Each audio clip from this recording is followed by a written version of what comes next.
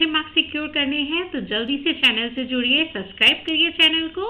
So welcome to my channel, क्योंकि हम यहाँ पे प्रैक्टिस कर रहे हैं एमसीक्यूज की, वो भी साइंस एनसीईआरटी से की लाइन बाय लाइन से क्रिएट किए हुए। अक्सर आप चैप्टर तो रीड कर लेते हैं बट जो क्वेश्चंस आते हैं वो इन बिटवीन्स होते हैं, तो उन्हीं इन बिटवीन्स को ध्यान में रखते हुए यहाँ ये एमसीक्यूज मैंने क्रिएट किए हुए हैं और इन्हीं को ही डिस्कस करेंगे, वो भी विद दी एक्सप्लेनेशन, जिससे कि वीडियो के एंड तक आपको मैक्सिमम एमसीक्यूज डेफिनेटली लर्न हो जाएंगे, साथ ही साथ जिससे आपका टाइम भी सेव होगा और मैक्सिमम चीज़ें याद भी हो जाएंगी। तो चलिए बढ़ते हैं अपने टॉपिक की तरफ। आज का हमारा टॉपिक है cell structure and function, class 8 science का। और यहाँ पे इसी सारे सेल से रिलेटेड जितने भी एनसीईआरटी में टॉपिक दिए हुए हैं मैंने उनको इसी में कवर किया हुआ है।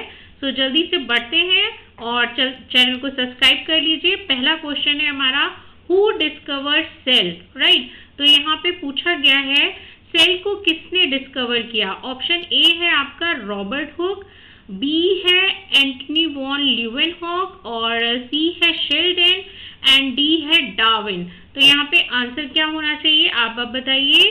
अगर आपने थोड़ी सी बुक रीडिंग की हुई है तो आप आंसर इजीली लगा लेंगे इसका। यस, सो आंसर है हमारा, वन सेकेंड, आंसर है हमारा A Robert Hooke. Robert Hooke observed the thin slice of cork under a microscope in 1665 and coined the term cell। देखिए आपके यहाँ पे ये जो एक्सप्लेनेशन गिवन है ना, इस एक्सप्लेनेशन के थ्रू क्या होने वाला है, यहाँ पे आपके फिलअप्स के और ट्रू फॉल्स के मार्क्स भी सिक्योर हो जाएंगे। जैसे कि ये टर्म आपको ब्लैंक दे दिया जाएगा और ये पूरा स्टेटमेंट यहाँ पे लिख कर आपको पूछेंगे फिलअप्स के रूप में। तो यहाँ पे फिलअप्स में आपको रॉबर्ट हुक करना है, तो देखिए इसके थ्रू आपके फिलअप्स के मार्क्स भी सिक्योर हो गए। और सेम यही स्टेटमेंट अगर आपको देते हैं उस ट्रू फॉल्स में तो आपके ट्रू फॉल्स के मार्क्स भी सिक्योर हो जाएंगे, राइट। सो चलिए नेक्स्ट है, the basic structural and functional unit of life is. A है ऑप्शन टिश्यू, बी है सेल, सी है ऑर्गन एंड डी है ऑर्गेनिजम्स। तो यहाँ पे आंसर क्या है, the basic structural and function unit of life क्या है हमारा। Yes, answer is cell. देखिए cell, all living organism are made up of the cell which perform all life processes. Okay, so यहाँ पे देखिए सेल है राइट आंसर हमारा, तो आपको यहाँ पे ये ब्लैंक कर देंगे और आपसे ये सेल का नेम पूछेंगे कि यहाँ पे किस वर्ड को फिल करना है, राइट। सो एक्सप्लेनेशन के थ्रू ना आप यहाँ पे अपने नोट्स भी क्रिएट कर सकते हैं, तो नोट्स भी बनाने में कोई प्रॉब्लम नहीं होगी और वेरी शॉर्ट आंसर्स भी आप कर पाएंगे। नेक्स्ट है, which instrument is use to observe cell.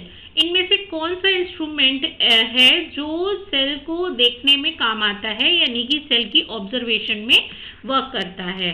तो ए है टेलीस्कोप, बी है पेरिस्कोप, सी है माइक्रोस्कोप एंड डी है स्टेथोस्कोप। तो ये है टेलीस्कोप, पेरिस्कोप। अब आप बताइए, आपने अगर चैप्टर रीड किया है, नहीं भी किया है तो कोई बात नहीं, मैं एक्सप्लेन कर रही हूँ। तो यहाँ पे देखिए आंसर क्या होगा हमारा। यस, आंसर है माइक्रोस्कोप। आपने अपनी बुक में देखा होगा मोस्ट सेल्स आर माइक्रोस्कोपिक, क्योंकि सेल्स बहुत छोटी होती हैं, है ना। सो उनको कैसे देखते हैं हम, माइक्रोस्कोप के through, and can be seen only with the help of the microscope. ये इस तरीके का आपने इंस्ट्रूमेंट देखा होगा अपनी लैब में, आपको टीचर्स ने आपको दिखाया होगा। नेक्स्ट है, which cell organelle is known as a control centre of the cell. देखिए कंट्रोल सेंटर पूछ रहे हैं जहाँ पे इनकी सेल की सारी एक्टिविटीज जो है वो कंट्रोल की जाती है, उसके बारे में। सो ए है सेल मेम्ब्रेन, बी है साइटोप्लाज्म, सी है न्यूक्लियस एंड डी है वैक्यूल। तो देखिए यहाँ पे कंट्रोल सेंटर की बात करें, जैसे हमारा कंट्रोल सेंटर क्या है, ब्रेन, वैसे ही सेल का कंट्रोल सेंटर क्या होता है, nucleus, right. So the nucleus controls all activity of cell and contain genetic material. ये जो सेल के सेंटर में जो न्यूक्लियस होता है ना, वहां पे ही क्या होता है, जेनेटिक मटेरियल। ओके, नेक्स्ट है, the jelly like substance present inside the cell is called, जो jelly like substance present होता है सेल में, तो उसे क्या कहते हैं? ए है सेल वॉल, बी है साइटोप्लाज्म, सी है न्यूक्लियस एंड डी है क्लोरोप्लास्ट। देखिए जेली लाइक सब्सटेंस की बात हो रही है, तो जेली लाइक सब्सटेंस मीन्स जो सेल के अंदर फिल्ड है, ठीक है, फ्लूइड या लिक्विड, उसकी बात कर रहे हैं। तो आंसर है हमारा साइटोप्लाज्म। साइटोप्लाज्म देखिए यहाँ पे जो फ्री स्पेस वॉइड वॉल्यूम होता है ना, खाली स्पेस, उसमें साइटोप्लाज्म फिल होता है। Cytoplasm contains cell organelles. ये एक तरीके से ऐसा होता है जैसे सेल हो गई एक फूला हुआ गुब्बारा, ओके, बलून ले लिया, उसमें पानी फिल कर लिया, तो जो बलून हुआ ना वो सेल हो गई, और जो वाटर हो गया वो हो गया है आपका साइटोप्लाज्म, ओके। और अगर आपने उसमें कुछ भी चीज़ें डाली हैं, जैसे कुछ लोग बलून्स में बबल्स डाल देते हैं, टॉफीज डाल देते हैं, तो वो टॉफीज और बबल्स क्या हुए? सेल ऑर्गेनेल, ठीक है। तो जो लिक्विड पार्ट है वो क्या है? Cytoplasm, okay. नेक्स्ट है which of the following is present only in the plant cell. इनमें से कौन सी है जो सिर्फ प्लांट सेल में होता है? ए है सेल मेम्ब्रेन, बी है साइटोप्लाज्म, सी है सेल वॉल एंड डी है न्यूक्लियस। तो देखिए प्लांट सेल में क्या होता है? सिर्फ और सिर्फ सेल वॉल। मतलब ये दोनों एनिमल सेल और प्लांट सेल होती एक जैसी हैं, कुछ चीज़ों का डिफरेंस होता है, जैसे क्लोरोप्लास्ट हो गया और आपकी सेल वॉल, ठीक है। तो जो एनिमल सेल होती है उसमें ऊपर सेल वॉल नहीं होती, और प्लांट सेल में ऊपर सेल वॉल की कवरिंग होती है जिससे कि उसको प्रोटेक्शन मिले, okay. So the cell wall provides rigidity and protection to the cell plant cell. देखिए ये यहाँ पे होती है ना ऊपर की तरफ, ये सेल वॉल जो डार्क ग्रीन कलर की है, तो ये प्रोटेक्ट करती है सेल को। नेक्स्ट है विच ऑर्गेनेल्स कंटेन क्लोरोफिल। इनमें से कौन सा ऑर्गेनेल है जिसमें क्लोरोफिल होता है? ए है न्यूक्लियस, बी है वैक्यूल, सी है क्लोरोप्लास्ट एंड डी है माइटोकॉन्ड्रिया। तो देखिए क्लोरोफिल जिसमें होता है, आंसर है हमारा सी, क्योंकि क्लोरोफिल की प्रेजेंस में ही जो क्लोरोप्लास्ट है हमारा वो ग्रीन कलर का होता है। So chloroplast are responsible for the photosynthesis in plant cell, okay. Chloroplast किसकी साइड है? मतलब अगर फोटोसिंथेसिस हो रही है तो वो कहाँ पे होगी? वो पोर्शन कौन सा है? That is chloroplast, okay. Next है which cell is generally larger. इनमें से कौन सी सेल है जो सबसे बड़ी है? इसमें से ए है एनिमल सेल, बी है प्लांट सेल, सी है both are equal and D है कैन नॉट बी डिटरमाइंड। तो देखिए इसमें जनरली जो सेल लार्जर होती है वो है प्लांट सेल की, ओके। तो plant cell are usually larger because of their large central vacuole. जो वैक्यूल होते हैं ना, ये देखो वॉइड वॉल्यूम से होते हैं ना, वैक्यूल के अंदर एक अपना अलग लिक्विड होता है। वैक्यूल जो होता है वो साइटोप्लाज्म के अंदर होता है, बट उसमें एक उसके में एक डिफरेंट फ्लूइड रहता है वैक्यूल के अंदर, okay. So plant cell are usually larger, क्योंकि ये बड़ी होती हैं, क्यों? इनके वैक्यूल्स भी बड़े होते हैं। नेक्स्ट ये amoeba changes it shape due to. Amoeba अपना शेप जो है बॉडी का वो कैसे चेंज करता है? ए है सेल वॉल, बी है प्लाज्मा मेम्ब्रेन, सी है न्यूक्लियस एंड डी है साइटोप्लाज्म। तो याद रखिए जो अमीबा है ना वो अपना जो शेप चेंज करता है, क्यों? क्योंकि अमीबा क्या है? एनिमल है, और एनिमल में क्या नहीं होता? Cell wall. या बार बार मैं इसीलिए रिकॉल कर रही हूँ ताकि आपके माइंड में ये चीज़ें सेट हो जाए, और जल्दी बार बार रिकॉल करने से ना चीज़ें जल्दी याद होती हैं। तो यहाँ पे अमीबा क्या है? एक यूनिसेलुलर ऑर्गेनिज्म है जो कि एनिमल सेल से बना है, एनिमल ही है, ओके। तो यहाँ पे क्या नहीं होगा? प्लाज्मा मेम्ब्रेन, उसके सेल वॉल भी नहीं है, और प्लाज्मा मेम्ब्रेन, जब सेल वॉल ही नहीं है तो प्लाज्मा मेम्ब्रेन भी नहीं होगी। तो अमीबा लेकर rigid cell wall allowing it to change shape, okay. तो ये रही इस तरीके की सेल वॉल बनी होती है। और नेक्स्ट है हमारा which part of the cell allows material to the move in और आउट। इनमें से कौन से सेल का पार्ट है जो मटेरियल्स को यानी कि सब्सटेंस को अंदर और बाहर जाने के लिए परमिशन देता है, ठीक है, उसको अलाउ करता है। Just like a guard of the cell, जैसे गेट कीपर होते हैं ना, वैसे ही सेल का गेट कीपर कौन होता है? सो आंसर है हमारा ए सेल वॉल, बी है सेल मेम्ब्रेन, सी है न्यूक्लियस एंड डी है वैक्यूल। ओके, सो आंसर है हमारा यहाँ पे cell membrane. The cell membrane is, क्योंकि सेल मेम्ब्रेन को और plasma, cell membrane plasma membrane is the same thing, और इसको क्या बोलते हैं, सेलेक्टिवली परमिएबल मेम्ब्रेन। क्या कहते हैं इसे, सेलेक्टिवली परमिएबल, मतलब सेलेक्टेड चीजें ही अंदर आएंगी और सेलेक्टेड चीजें ही बाहर जा पाएंगी, and regulate the movement of the substance. Next है, which cell organelles store water and food. इनमें से कौन सा सेल ऑर्गेनेल है जो वाटर और फूड को स्टोर करता है। ए है न्यूक्लियस, बी है वैक्यूल, सी है साइटोप्लाज्म एंड डी है राइबोसोम। देखिए, जब भी स्टोर वाटर और फूड स्टोरेज की बात आएगी ना, आप हमेशा आंसर लगाएंगे प्लांट का वैक्यूल में, क्योंकि ये वैक्यूल प्लांट्स में इसीलिए बड़े होते हैं क्योंकि यहाँ पे वाटर का और फूड का स्टोरेज होता है, right. So vacuoles are the storage sac, plant cell have the large vacuoles. Next है, which cell is visible to the naked eyes, मतलब हम अपनी आंखों से क्या, कौन सी सेल देख सकते हैं, क्योंकि सेल बहुत ही छोटी होती है। आपने अभी फर्स्ट क्वेश्चन में यही देखा था ना कि सेल आर द माइक्रोस्कोप पे, क्योंकि सारी सेल ना बहुत छोटी हैं, हम उन्हें माइक्रोस्कोप में ही देख पाते हैं। बट ऐसी कौन सी सेल है जिसको हम विजिबल कर सकते हैं, अपनी खुली आंखों से देख सकते हैं। तो ए है ह्यूमन चीक सेल, हमारे ह्यूमन चीक की यानी कि गालों की सेल, और बी है ब्लड सेल, सी है ostrich egg cell and D है नर्व सेल। तो देखिए कौन सी चीज ना हम लोग ऐसे अपनी आंखों से विजिबल कर सकते हैं, बिना हमें चश्मे की जरूरत नहीं है। चश्मा सॉरी, जो लोग स्पेक्स पहनते हैं, ठीक है, वो तो नॉर्मल चीजें भी, बट ये इसके लिए हमको माइक्रोस्कोप की जरूरत नहीं होती। तो कौन सी सेल है, yes answer is ostrich egg cell. Egg cell क्या होता है, जर्म सेल हमारी क्या होती हैं, सेल ही होता है। ओके, तो ये देखिए, ये एक नॉर्मल एग है, जो लोग एग कंज्यूम करते हैं, एगिटेरियन है, वो जानते होंगे। तो ये एक नॉर्मल एग है और ये है ऑस्ट्रिच का। आप देख सकते हो कितना बड़ा है कंपैरिजन में, तो ये इजिली विजिबल है। The ostrich egg is the largest known cell, can be seen without a microscope. Next है, which of the following is not present in the animal cell. Animal cell में क्या present नहीं होता है, question same आ रहे हैं, but क्या है कि उनकी लैंग्वेज अलग अलग तरीके से पूछी गई है। उनको आपको डिटरमाइन कैसे करना है, उनको उसका फाइंड आउट कैसे करना है कि इस क्वेश्चन का आंसर सटीक क्या होगा।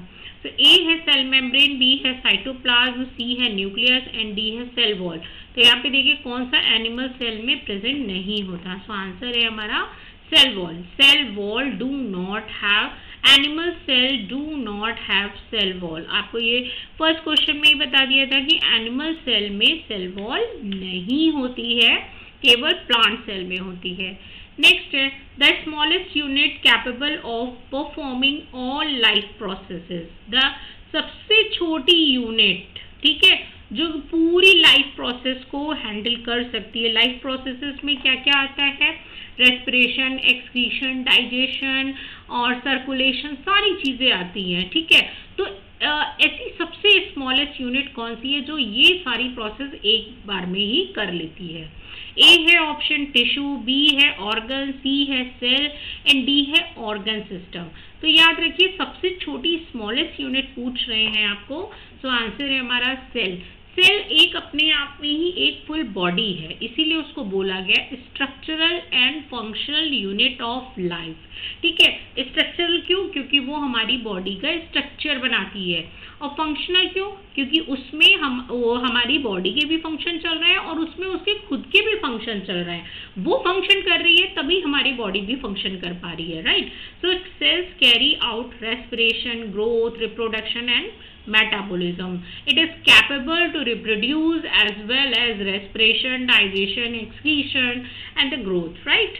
Next है, the thread-like structure inside the nucleus are called. जो thread-like structure होता है न्यूक्लियस के अंदर, उसे क्या कहते हैं। ए है जीन, बी है प्रोटीन, सी है क्रोमोसोम एंड डी है प्लास्टिड्स। तो देखिए जो थ्रेड लाइक स्ट्रक्चर होता है न्यूक्लियस के अंदर, उसे हम कहते हैं क्रोमोसोम्स। ओके, ये इस तरीके की सेल है, सेल के अंदर ये न्यूक्लियस है, न्यूक्लियस के अंदर इस टाइप के ये थ्रेड लाइक स्ट्रक्चर होते हैं। उस जब ये नॉर्मल पोजीशन में होते हैं तो ये क्या बनाते हैं, क्रोमेटिन नेटवर्क, और फिर ये जब डिवीजन के टाइम होते हैं तो कुछ इस तरह से फॉर्म हो जाते हैं अलग अलग क्रोमेटिन थ्रेड्स में। Okay, so chromosomes carry hereditary information from parents to the offspring, इसीलिए न्यूक्लियस का होना बहुत जरूरी है।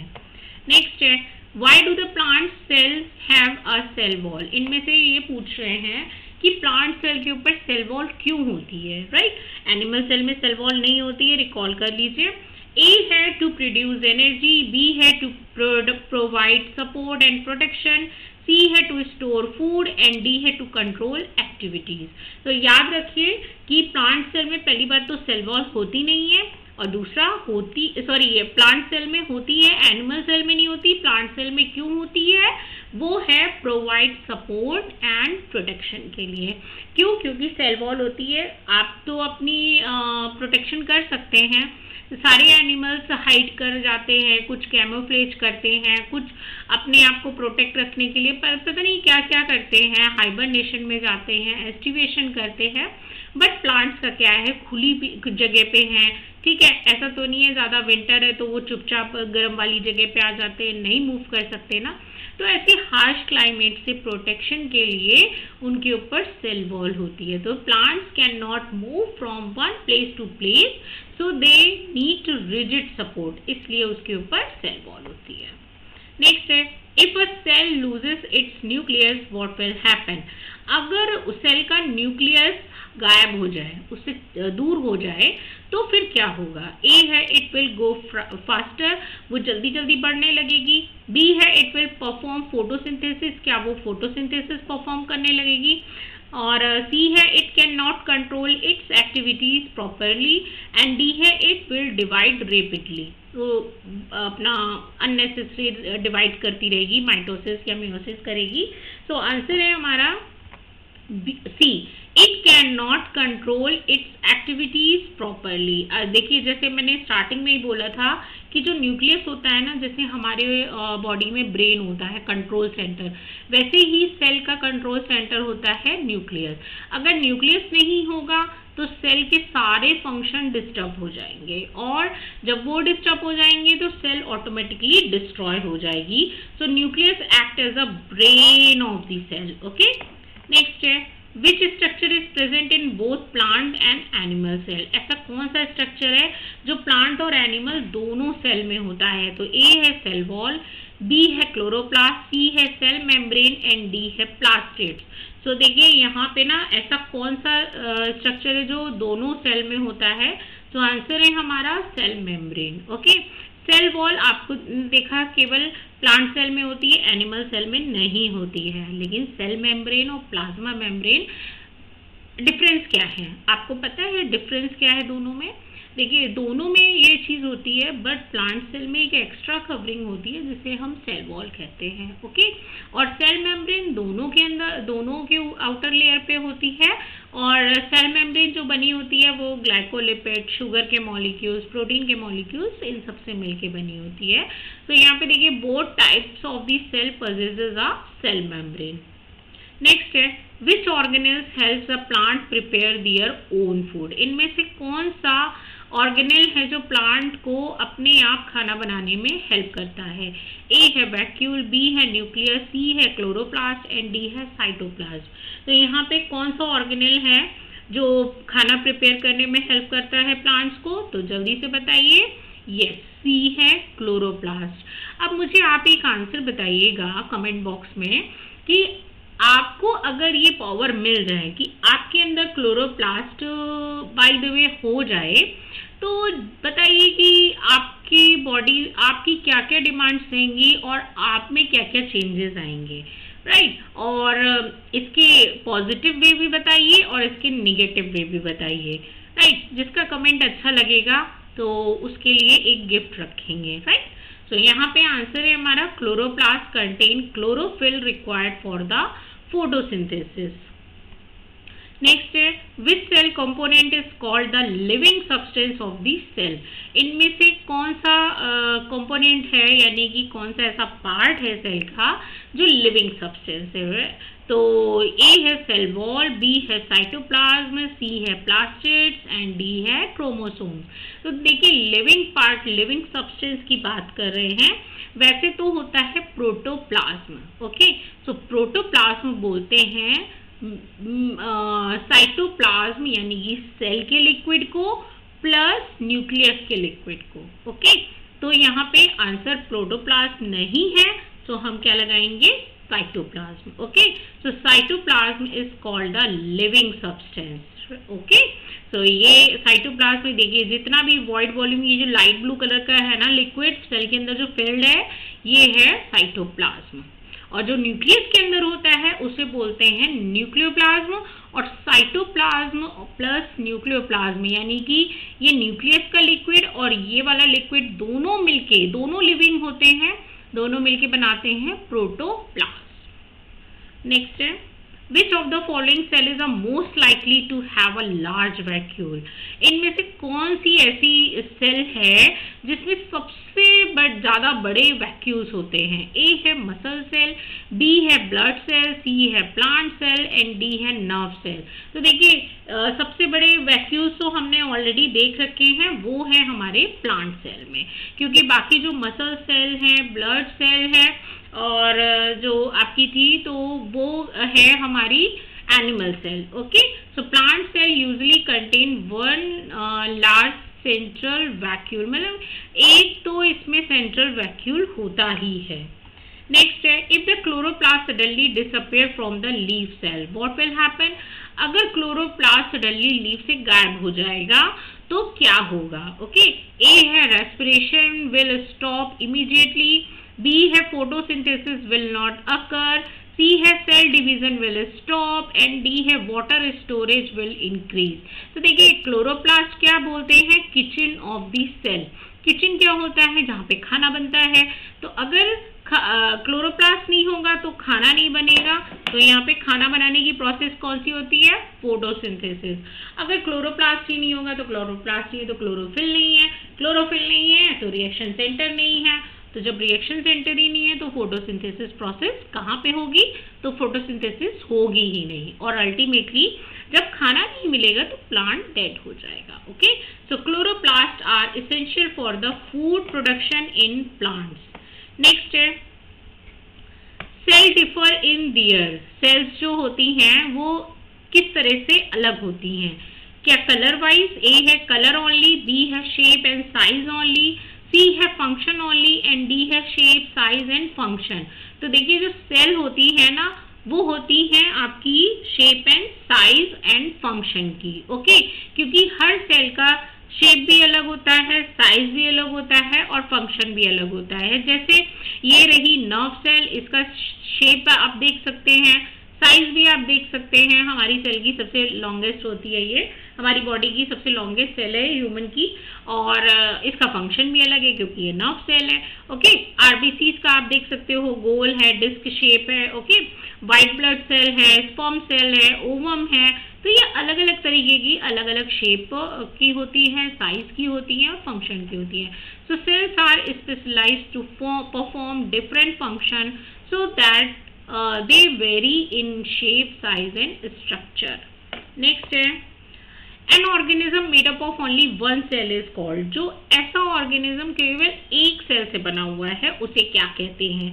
ए है मल्टीसेलुलर, बी है टिश्यू, सी है यूनिसेलुलर एंड डी है माइक्रोस्कोप। तो देखिए जो एक सेल से केवल वन सेल से मिलके बना है ना उसे हम बोलते हैं यूनिसेलुलर। यूनी का मतलब होता है यूनिक होता है ना, मतलब यूनिक की चीज क्या होती है, सिंगल, वन, यूनिफॉर्म। जैसे आप लोग यूनिफॉर्म पहनते हैं तो यूनी का मीन क्या है कि पूरे स्कूल के स्टूडेंट सिर्फ एक ही तरीके की यूनिफॉर्म पहनेंगे, राइट। तो यूनी मीन्स एक, यानी कि सिमिलर, सिंगल टाइप, राइट। तो यहाँ पे यूनिसेलुलर क्या है, unicellular organism perform all the function such as the, एक ही सेल में सोचिए डाइजेशन भी हो रहा है, रेस्पिरेशन भी हो रहा है, रिप्रोडक्शन भी होता है, वो भी एक सिंगल सेल में। यही उनकी एक सिंगल सेल की ही बॉडी है। नेक्स्ट है the largest cell in the world is, जो लार्जेस्ट सेल है इसकी वर्ल्ड की वो क्या है? अ ह्यूमन नर्व सेल, अभी जो आपने देखी नर्व सेल, बी है ऑस्ट्रिच एग, सी है अमीबा एंड डी है आरबीसी सेल। तो देखिए जो सबसे बड़ी सेल है ना वो है आपकी ऑस्ट्रिच एग, आपने डिफरेंस देख लिया था, और it can be visible through the naked eyes, हम अपनी नॉर्मल आइज से इसको देख सकते हैं। ओके, सो इसके लिए माइक्रोस्कोप की जरूरत नहीं है। So ostrich egg is a single cell is visible to the naked eyes. Next है which cell is in the human body is the longest, हमारी बॉडी की सबसे लॉन्गेस्ट सेल कौन सी है? ऑलरेडी मैं बता चुकी हूँ, बट फिर भी ऑप्शन है ए मसल सेल, बी है ब्लड सेल, सी है नर्व सेल एंड डी है स्किन सेल। तो देखिए ये जो रिपीटेड क्वेश्चन है ना ये आपके जो आपने अभी तक पढ़ा है ना उसको रिकॉल करने के लिए है, और जितने भी तरीके से क्वेश्चन आ सकता है जिस जिस लैंग्वेज में उस तरीके से है। और सबसे अच्छी बात तो ये कि जितनी बार आप क्वेश्चन को बार बार रिकॉल करोगे आपको वो याद होता जाएगा। आंसर है हमारा nerve cell. Nerve cells are the long branched होती है, helping in the transmitting message throughout the body. Next है amoeba changes it shape continuously because, amoeba जो है अपना शेप चेंज करता रहता है, क्यों? It has no nucleus, it lacks a rigid cell wall, it has chloroplast and it has many nuclei. Amoeba क्या था हमारा? Unicellular living organism. Okay, eukaryote, क्योंकि न्यूक्लियस तो होता है उसमें। तो यहाँ पे वो अपना शेप क्यों चेंज कर पाता है? भाई अगर कोई चीज शेप चेंज कर रही है तो उसका मतलब वो फ्लेक्सिबल है। ओके, तो उसमें रिजिडिटी नहीं है। तो यहाँ पे आंसर है हमारा it lack a rigid cell wall, उसमें एक रिजिड सेल वॉल नहीं होती क्योंकि वो एनिमल सेल है। एनिमल सेल में सेल वॉल नहीं होती, प्लांट सेल में होती है।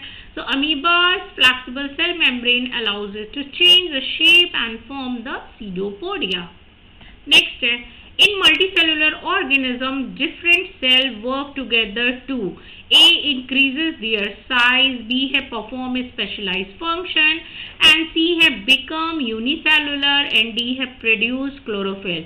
So multicellular organism तो अलग अलग सेल कैसे काम करती हैं साथ में? आंसर है बी परफॉर्म स्पेशलाइज्ड फंक्शन। देखिए आपको अगर ये सीक्वेंस याद है तो बहुत अच्छी बात है, अदरवाइज आप यहाँ पे देख सकते हैं, नोट्स भी बना लो और समझ लीजिए, क्योंकि different type of the cell perform different task. कैसे? एक सेल है वो अभी एक सेल ज्वाइन एक दूसरे से जुड़ती हैं या फिर डिफरेंट तरीके की सेल आपस में जुड़ती हैं तो क्या बनता है? टिश्यू। ओके, टिश्यू के बाद क्या बनता है? ऑर्गन। ऑर्गन से मिलके क्या बनते हैं? पूरा सिस्टम, और सिस्टम से मिलके बनता है बॉडी। तो सेल से टिश्यू, टिश्यू से ऑर्गन, ऑर्गन से सिस्टम, सिस्टम से पूरा बॉडी बनती है। ठीक है, और ये अलग अलग टिश्यू ही आपने देखा होगा कि अलग अलग तरीके की जो सेल्स होती हैं वो अलग अलग टिश्यू बना रही हैं बट सेम फंक्शन परफॉर्म कर रही हैं। ठीक है, अब ऐसा नहीं है कि एक टिश्यू में अलग अलग सेल हैं लेकिन टिश्यू अलग तरीके का और अलग अलग तरीके का काम कर रहे हैं, नहीं, वो फंक्शन तो सेम ही करता है ना। So different type of the cell perform specific task making the multicellular organism more efficient. So next है why is the shape of the RBC cells circular and biconcave? तो यहाँ पे ये है RBC जो सेल है ना हमारी, यानी कि रेड ब्लड सेल, ब्लड की जो सेल है, तो वो सर्कुलर और बाइकॉनकेव क्यों होती है? ओके, आपने कभी अपनी बुक में देखा हो उसका शेप डिस्क शेप होता है, जैसे कॉइन होता है ना, 5 रुपीज कॉइन, 10 रुपीज कॉइन, तो कैसा होता है? चपटा। लेकिन चपटे के साथ साथ क्या होते हैं, ये जो आरबीसी होती है ना किनारे किनारे से स्वेल अप होती हैं।